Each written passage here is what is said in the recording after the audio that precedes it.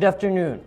Public Works Secretary Vince Dizon says he will abolish the Department of Public Works and Highways Committee tasked to probe its officials and employees possibly linked to anomalous flood control projects.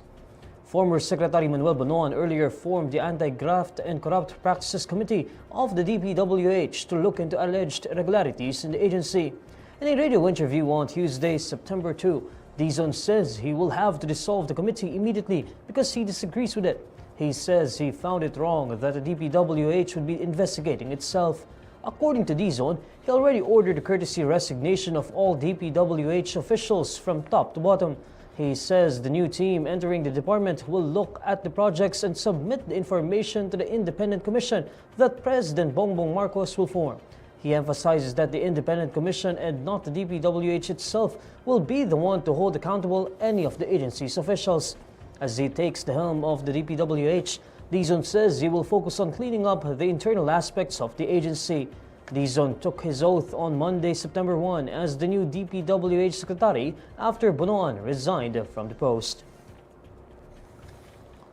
The Bureau of Customs vows to crack down on any violations found in relation to the luxury vehicles owned by the Discayas family.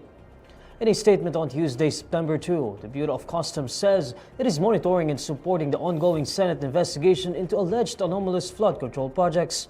During the Senate Blue Ribbon probe on Monday, September 1, issues were raised regarding the luxury vehicles owned by Sara Discayas and her family. The Bureau emphasizes that it will strictly enforce the law if any irregularity in the importation of luxury vehicles is found. This includes the misdeclaration or non-payment of duties and taxes. The Bureau of Commission adds that it is committed to combating smuggling and ensuring the proper collection of duties and taxes. At Monday's hearing, Discayas enumerated the luxury cars that her family presently owns, naming high-end brands. Senate President Pro Tempore Jinggoy Estrada particularly criticized Discayas, believing it was unbelievable to have 28 luxury cars at one's disposal. Discayas, in the same hearing, admitted to owning 9 companies that have secured several government deals. The House Committee on Ethics and Privileges is preparing for any complaint that may arise from late 4th District Representative Richard Gomez's actions that were viewed as endangering the lives of media workers. This move comes after the contact details of reporters who asked for his side were revealed in Gomez's post. Ethics Panel Chair J.C. Avalos says the committee has taken notice of the situation and will wait for the election of other panel members. However, Avalos refrains from giving any statement regarding the controversy surrounding Gomez. He also reminds that civil and criminal actions are available against members of the Congress, apart from filing cases before the Ethics Panel.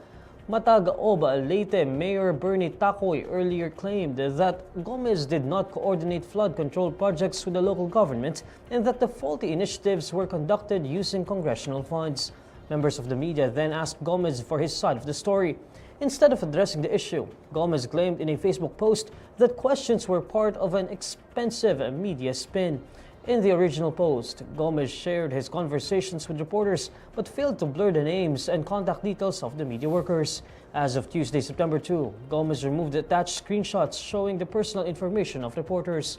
Reporters covering the House and the National Union of Journalists in the Philippines condemned Gomez's actions. They said that asking for his side actually favors Gomez as he will have a chance to address issues. They also slammed his move for putting journalists at risk of harassment and fraud. And these are the stories you need to know today. I'm Neil Mercado. Follow INQUIRER.net on Facebook, X, YouTube, TikTok, Instagram, and Reddit. For more stories, visit INQUIRER.net. Good afternoon.